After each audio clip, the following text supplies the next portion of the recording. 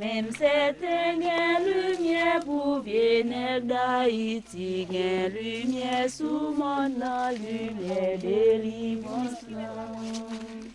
Tous les jours, la travail, la combat, pas d'espoir, et mon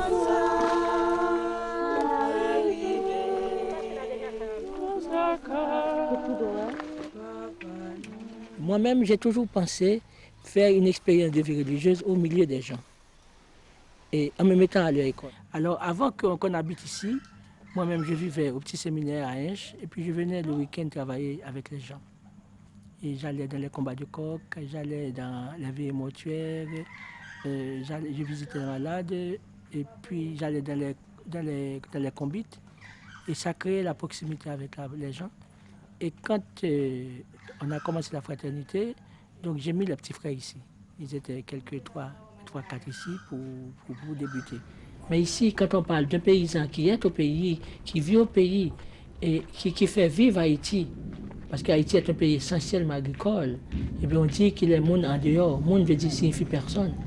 C'est quelqu'un qui n'est pas du pays. Vous voyez, c'est un exclu. Et à un certain moment, j'ai compris que le paysan il avait peur de celui qui a été à l'école, de celui qu'il perçoit comme l'élite intellectuelle, comme l'élite politique, comme l'élite sociale, comme des gens qui sont plus que lui. Ils ont peur d'eux, parce que bien souvent, il a été berné au cours de l'histoire par ces gens.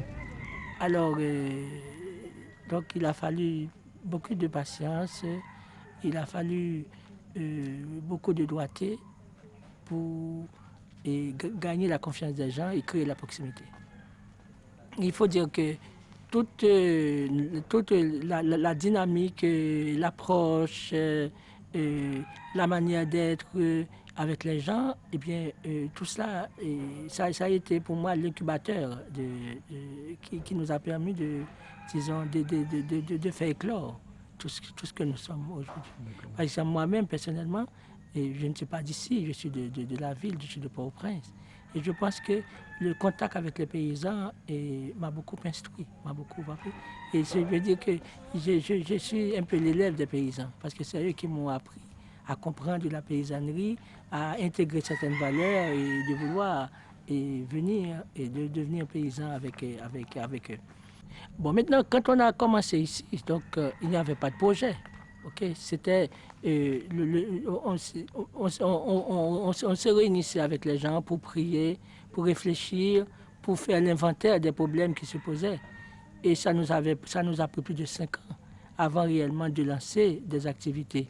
Et dire que ça aurait pu durer plus longtemps, mais il y a eu un incendie qui a ravagé des milliers de carreaux de terre ici et qui a forcé la fraternité et incité la fraternité à aller un peu plus vite, de s'asseoir avec les gens et de pouvoir aider la population à surmonter cette difficulté-là. Et je peux dire que c'était toujours de la dynamique et réflexion, prière et puis action. Et tout a démarré comme ça. Par exemple, vous voyez, la première petite chose qu'on a réalisée ici, c'est l'école.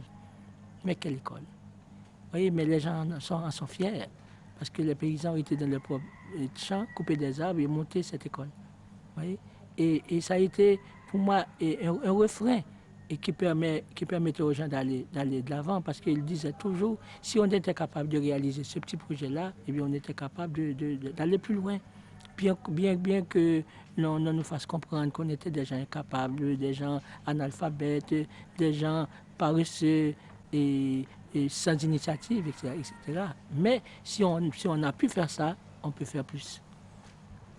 D'accord. Oui.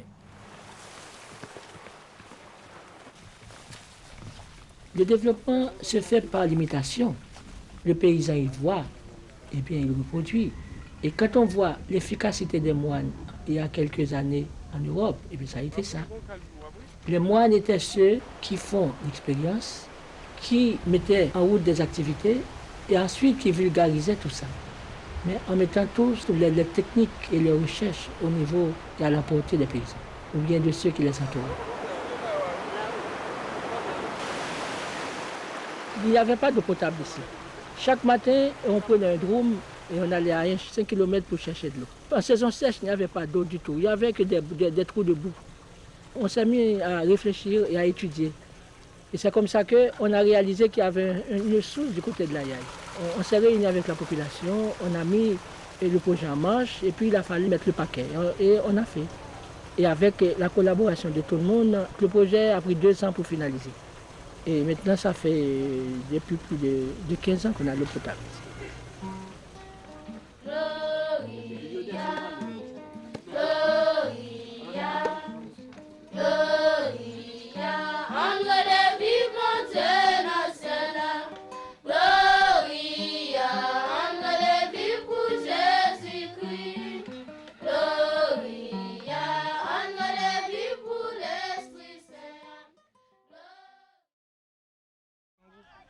Un homme n'est homme dans la mesure où il mange, où il peut se vêtir, il peut s'abreuver, il a un travail, il a ce qu'il faut pour prendre soin de sa progéniture.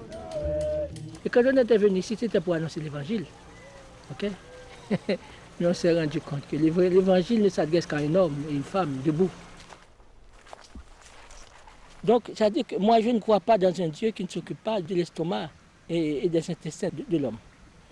Et quand on regarde quelque chose qui m'effraie beaucoup en relisant la Bible, eh bien on voit que notre Dieu, c'est un Dieu qui prend l'initiative et qui s'intéresse à l'homme, qui s'intéresse à sa vie.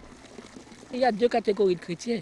Il y a des chrétiens qui sont mangeurs d'œufs. Par exemple, vous donnez un œuf à quelqu'un, il le bouffe tout de suite. Et vous donnez ça à un autre, il dit, bon écoutez, si je bouffe ça, j'aurai à manger maintenant, mais je peux faire plus.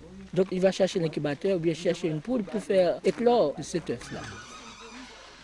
On se prépare à élever 200 000 poules cette année.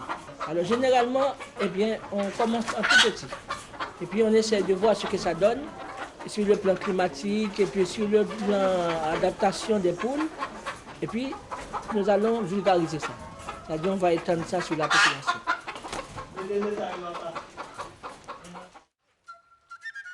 Cette expérience, menée par les frères, fut concluante et l'élevage des poules a depuis lors pris de l'ampleur. La vente des œufs contribue au financement quotidien de la fraternité et ce sont les étudiants de l'école d'entrepreneurs agricoles qui le gèrent. Ils y trouvent une occasion concrète de se former à l'élevage.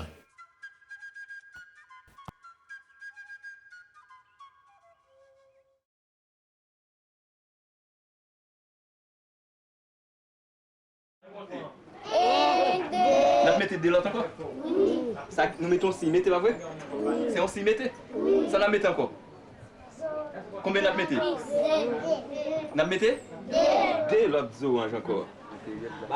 Pour éduquer une génération, il faut 20 ans. Et pour changer la culture, la mentalité, il faut un siècle. Et c'est pour ça que moi je pense que l'on ne peut pas faire du développement sans tenir compte de l'importance de l'éducation.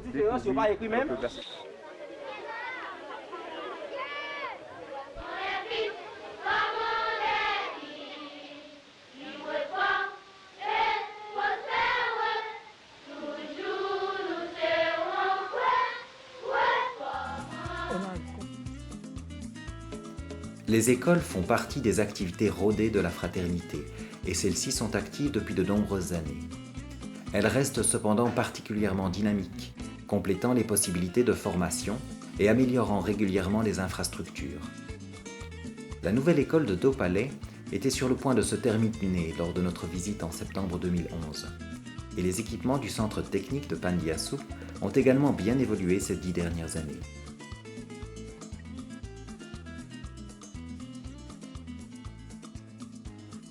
Franklin, désireux de former les bâtisseurs de demain, croit fermement dans l'idée de proposer aux élèves une formation pratique en plus des cours théoriques. Outre les cycles primaires et secondaires classiques, les jeunes se voient offrir la possibilité d'apprendre des métiers de base qui les aideront à trouver une situation à la fin des études. Plomberie, maçonnerie, électricité, couture, mécanique automobile. Ils profitent à ce titre des multiples chantiers de la fraternité pour compléter leur formation, tout en se rendant utiles à la communauté.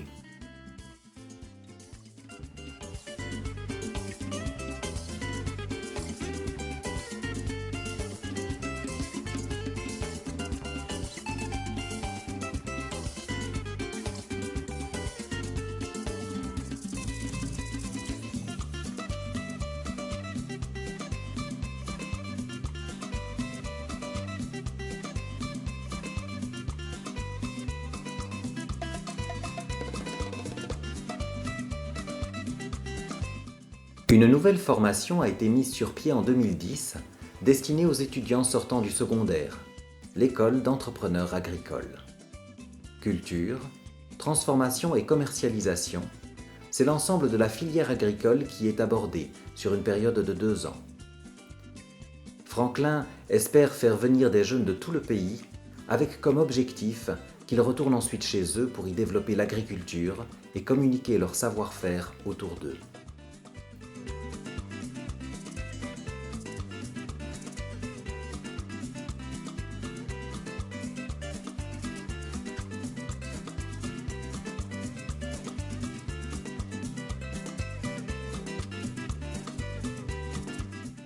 L'élevage fait également partie de ce programme et les étudiants ont la possibilité de se voir confier une bête qu'ils doivent ensuite apprendre à gérer.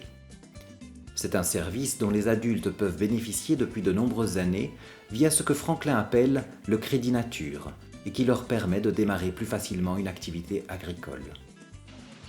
Le crédit nature, c'est lié d'une part à l'école d'entrepreneuriat, mais c'est lié à la problématique paysanne d'ici.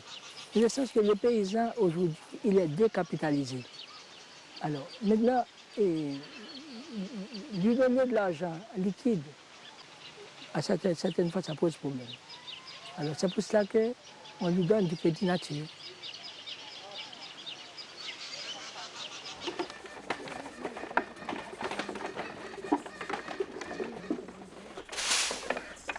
L'élevage était, dans le plateau, la priorité des paysans.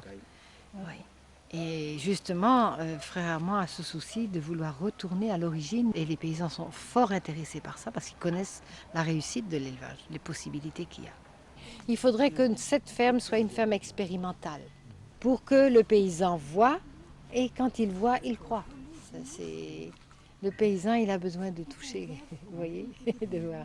Et je crois que c'est normal partout. Ça, c'est le paysan, je crois que c'est le paysan du monde qui est comme ça.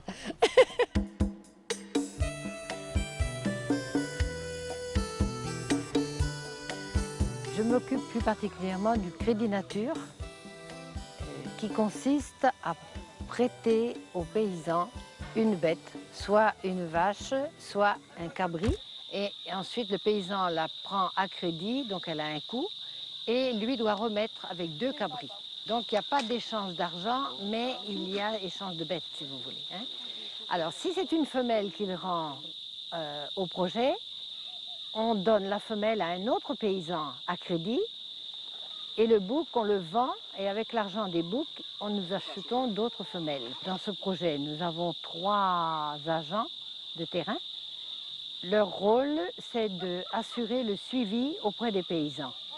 Un suivi par des visites et aussi par une formation permanente.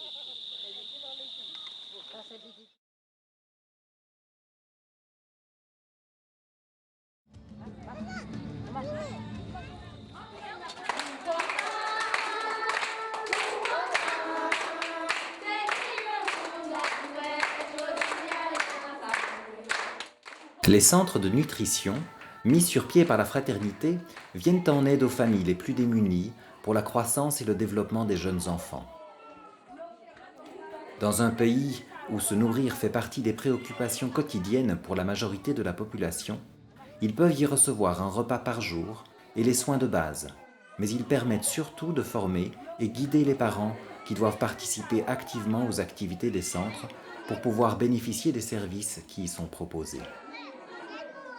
L'éducation à l'hygiène y prend une place prépondérante, surtout depuis l'augmentation du nombre de cas de choléra apparus suite au tremblement de terre de 2010.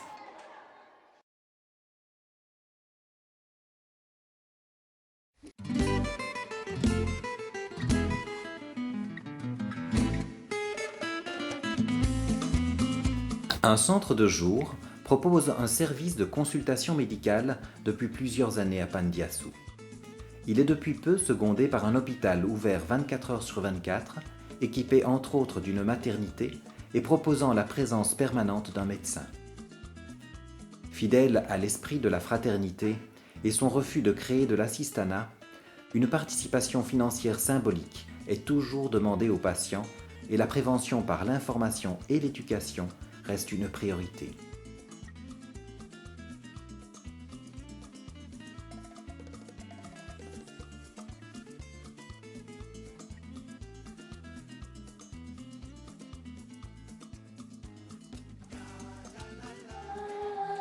nous organisons aussi des cliniques mobiles où l'on va apporter le soin chez les gens et avec tout un système aussi d'agents de santé pour la prévention des maladies. Parce que notre idée, ce n'est pas de guérir les gens, c'est de prévenir.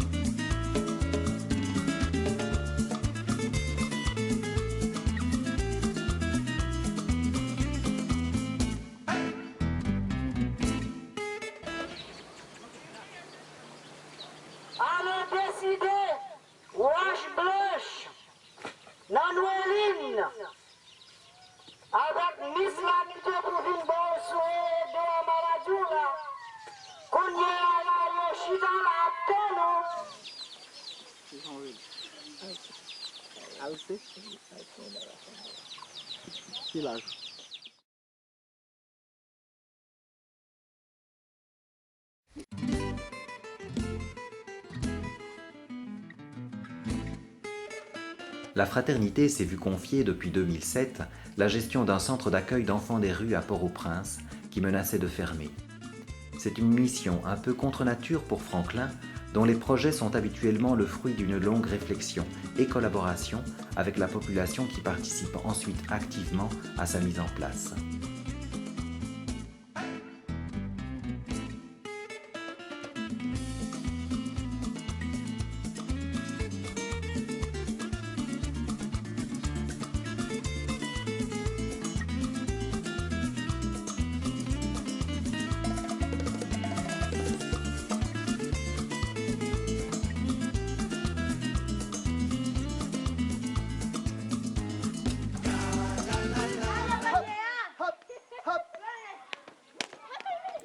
Depuis la reprise du centre en 2007, l'organisation a été revue et les filles sont désormais à Dopalais près de Pandiassou, les garçons étant restés à Port-au-Prince.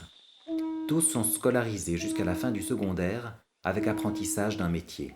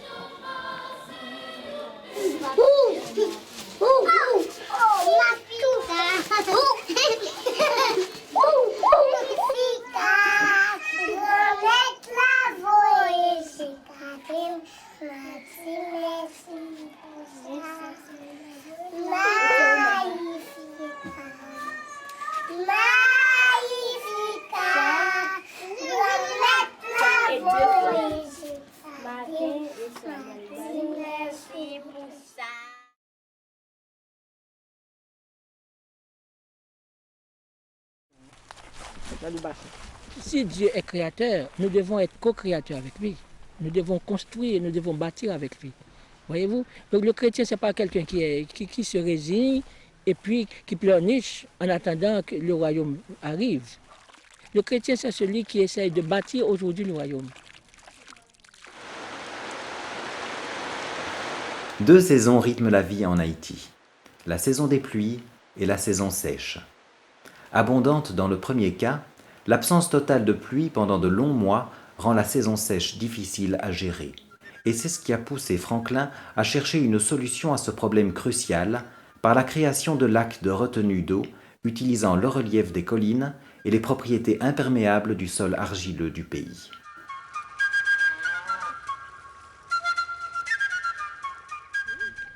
Alors, avec les paysans, on a eu plusieurs réunions, on a beaucoup palabré, on a beaucoup cherché. Et il y en a qui ont proposé qu'on mette en place des lacs artificiels. étant donné que le fond de la terre est imperméable. Donc ça nous permet, disons, de stocker l'eau pendant la saison humide et de pouvoir s'en servir à la saison sèche. Le premier lac qu'on a fait, c'était ce lac-là. Et les paysans disent, mais ils sont cons ces gars. Voilà qu'ils ont pris de la bonne terre pour faire un trou d'eau. Et puis on avait fait un petit jardin de légumes ici. Et ça a donné. Et les gens viennent dire, mais vendez-nous des légumes. Et la première année, on vendait. Et la deuxième année, on dit, on ne veut pas vous vendre de légumes. Vous allez en faire vous-même. Et c'est comme ça qu'on a été creuser un petit lac au milieu des gens là-bas. Et on a fait une école d'agriculture tout autour. Et ça a donné énormément de légumes. Et les gens ont vu. Et tout d'un coup, ceux qui étaient sceptiques commençaient à dire, mais c'est intéressant ce qu'ils font. Et aujourd'hui, nous avons plus de 2 millions de mètres cubes d'eau disponibles qui permet aux paysans. Vous voyez, ils viennent abreuver le bétail ici, ils viennent pour la lessive.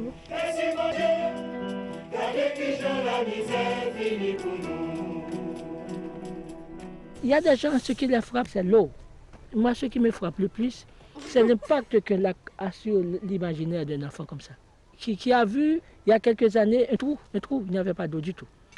Et puis, tout d'un coup, il y a des hommes qui sont venus, il y a des femmes qui sont venues, il y a une étude qui est faite, il y a une machine qui est là, et puis tout d'un coup, ouf, il y a l'eau là. Vous voyez ce que ça peut faire sur l'imaginaire de cet enfant? Alors, dans un pays où l'on pense que les lois vont résoudre tous les problèmes, ou bien le bon Dieu va résoudre tous les problèmes à la place de l'homme. Tu vois? Et quand ces enfants réalisent que cette eau est là, et c'est pas un miracle c'est pas un miracle qui est fait. Tu vois, c'est pas une loi qui a donné cette eau. Oui, c'est le fruit de l'intelligence et du travail de l'homme et de la femme. Au moment de construire le lac, il y a toujours un petit comité qui se met en place. Ils suivent tout le processus de construction et ce sont eux, en aval, qui vont gérer le lac. Et puis c'est peut-être pour la première fois qu'il y a une corrélation autochtone, nous avons dit qu'il y a une expertise en génie rural et l'État m'a délié pour jouer rôle ça. Là, nous faisons bagaille, nous assurer suivi et nous mettons à terme. Nous sommes allés dans l'autre pays pour voir comment vous faites. Oui, vous devez en Belgique. Deux éléments importants ont été abordés dans les images qui précèdent. Il y a d'une part l'implication de la population dans l'élaboration et la gestion des lacs. On voit ici une délégation d'une communauté en visite pour découvrir les avantages et services qu'ils pourraient tirer d'un lac artificiel. Leur adhésion et leur compréhension sont le point de départ du projet, car ce sont eux qui auront à gérer le lac une fois celui-ci créé.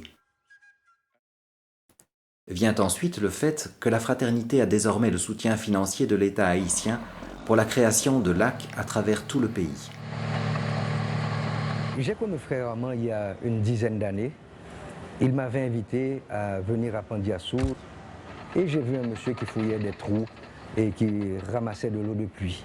Et tout de suite après, j'ai été dans le nord-est et j'ai vu un phénomène effarant, des carcasses de bœufs, des carcasses de cheval le long de la route et de toute la plaine. Je me suis dit, mais voilà la solution au problème de ces gens. Ce sont les lacs de Frère Armand. Et comme Frère Armand avait cette technologie qu'il maîtrisait bien, je lui ai dit, Frère Armand, veux-tu faire des lacs?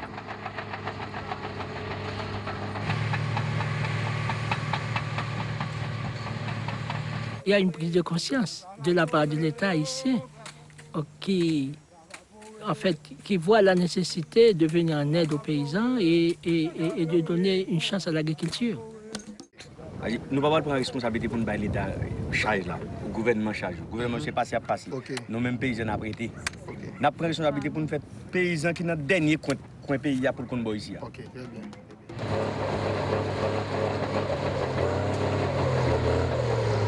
Les lacs, en général, ils sont construits dans une vallée et on cherche dans la vallée un endroit propice pour mettre en place une digue. Et ensuite, on fait ce qu'on appelle un évacuateur de crue, de telle sorte que quand le lac est rempli, l'excès d'eau puisse passer et continuer sa route.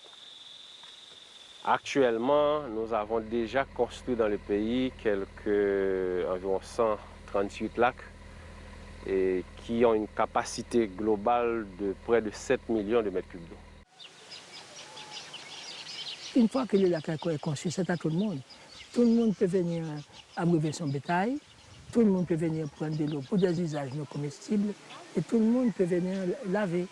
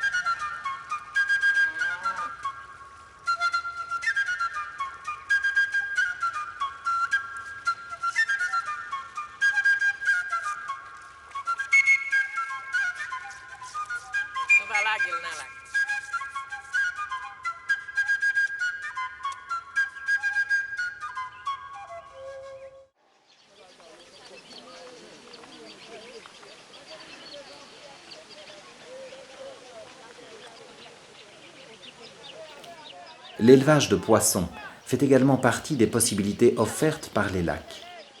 C'est une des politiques abordées par les étudiants entrepreneurs agricoles qui y apprennent les techniques de pisciculture et de pêche adaptées à la région.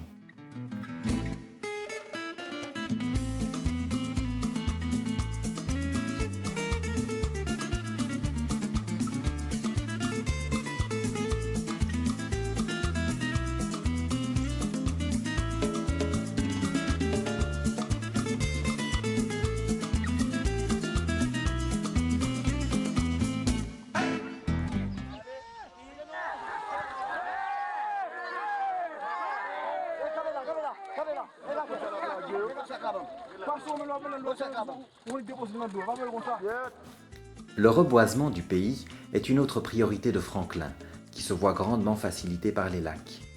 Ce ne sont pas moins de 20 000 arbres qui sont plantés chaque année, permettant entre autres de stabiliser les terres et de combattre la désertification du pays.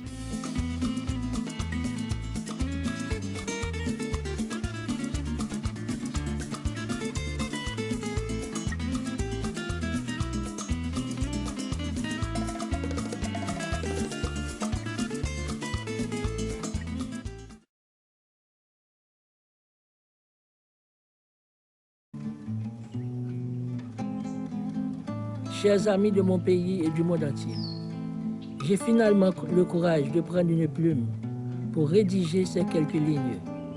Je suis effondré, terrassé, anéanti. Le nombre de gens qui perdent la tête sont nombreux. Des amis de partout m'appellent pour me dire « Je n'ai plus de maison. Mes enfants sont morts. J'ai perdu 2, 3, 4 enfants. Mon mari, ma femme. » Est-ce réel tout ce que je vois de mes yeux et tout ce qu'on me raconte?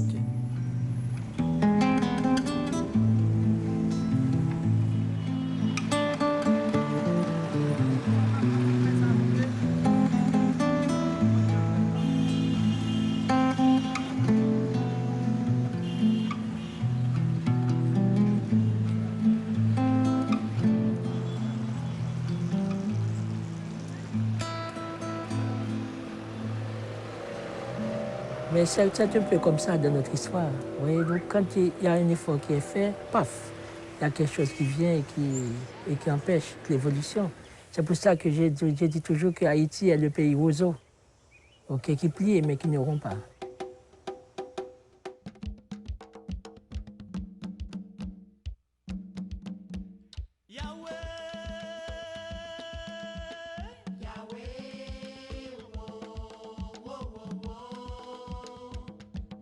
Dès le lendemain du tremblement de terre en 2010, la fraternité avait mis sur pied l'accueil de plus de 2000 sinistrés de Port-au-Prince. Tous ont aujourd'hui été relogés de manière durable et des constructions de maisons sont toujours en cours sur le plateau central afin d'accueillir des familles qui n'auraient toujours pas trouvé de situation décente dans la capitale.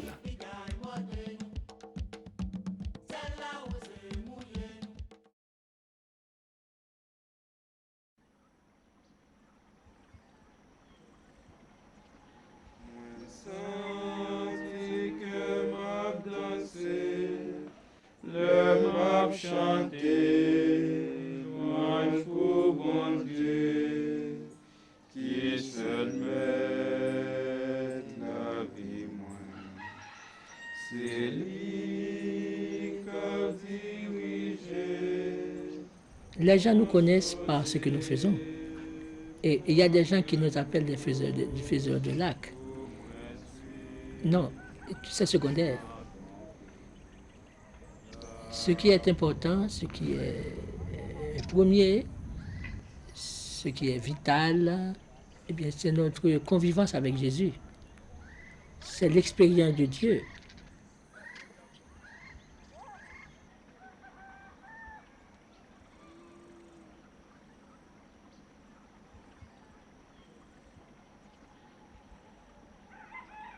Et ceci est très important parce que la fraternité peut exister sans faire des projets.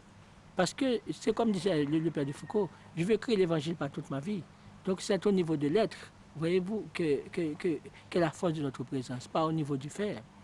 Par exemple, disons, l'évangélisation de la fraternité se vit par la vie de prière, le travail manuel et la vie fraternelle. Oui, donc c'est ça, ce sont ces trois paramètres qui expliquent, qui constituent la force, qui constituent l'épine dorsale même de ce que nous sommes et de ce que nous voulons vivre.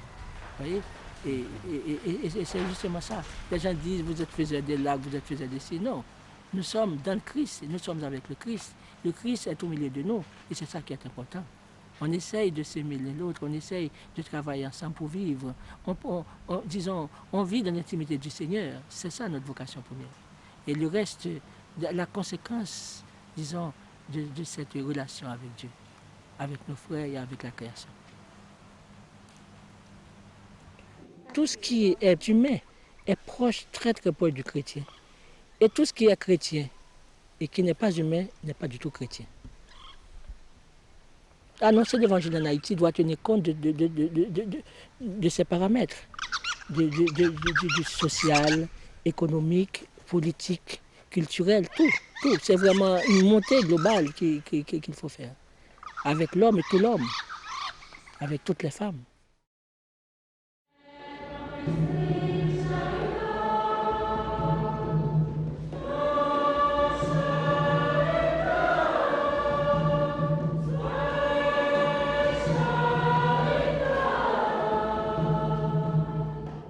Donc moi je pense que c'est la prise de conscience de soi, la prise de conscience de son être, la prise de conscience disons, de Dieu qui habite l'homme et de ce Dieu qui fait de l'homme un être libre, un être responsable, un être qui a la possibilité de se transformer lui-même et de transformer son environnement, de changer le monde. C'est ça. C'est ça.